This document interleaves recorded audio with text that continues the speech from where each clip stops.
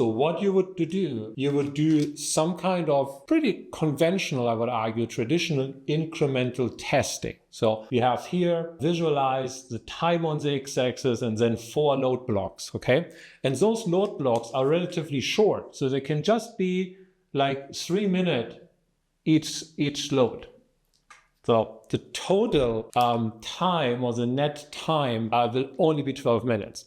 You might have a short break in between to take lactate samples, especially if you do it in running or walking, right? When you do it on a cycling ergometer, for example, you can actually take the lactate while the athlete or the client is exercising, so that would be easy. But let's assume here we do a walking or a running test, so you need to stop, let's say, for 30 seconds or a minute to take the lactate. So net time, super short, super straightforward, just one test, okay? Now, you would take the lactate samples before that, and I'm going to explain how this works, and after each step, okay? And then at the end, you see the maximum, you take several data samples until you see the peak, so you get a total of like 6, 7, 8 lactate samples, and that's it. So the whole thing can be done within approximately 20 minutes. The intensity starts so low that you would not actually need to warm up. You can do a warm up, it's optional, but you don't have to, okay?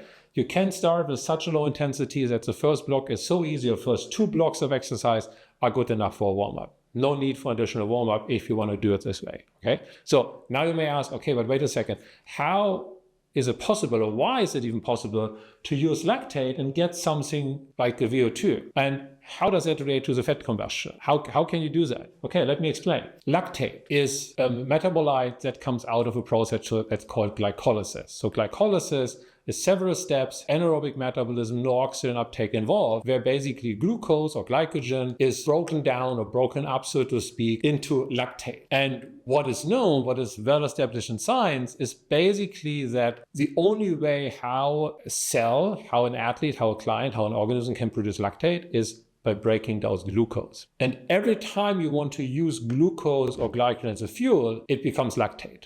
Approximately 98%. So let's forget about the last 2%. So almost all the glucose, whenever you want to use glucose or glycogen as fuel, it becomes lactate, okay? So what I'm saying is there's a proportional relationship between the breakdown or utilization of glucose and glycogen and how much lactate is produced.